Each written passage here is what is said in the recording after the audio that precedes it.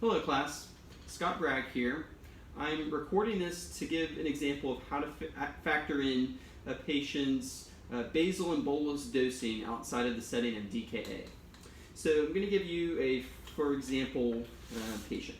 So we're going to get a 25-year-old type 1 diabetic, has never been diagnosed with diabetes previously, but comes in, A1C is 12, and we know that we're going to start him on a basal and a bolus insulin. So for making the math easy, let's say that this patient weighs 100 kgs. So remember, it's very important to take our weight-based dosing example here. So standardly outside of DKA, I'm going to take 0.5 units to 0.8 units per kg per day. So in this example, if I were to take 0.5, that would be 50.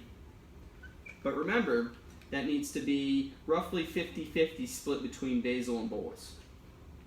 So 25 of that is going to be a basal such as glargine. The other 25 units will then be split, ideally, breakfast, lunch, and dinner. And assuming the patient eats roughly the same amount for each meal, then we can say 8 units with each meal. From here, we could get into a little bit more nuanced management by factoring in what the patient's pre-meal blood glucoses are and fasting blood glucoses are. And then a standard dose increase to think about for a patient would be a 10 to 20% increase long-term when I'm titrating. And I can do this both with a meal, an individual meal, or a basal.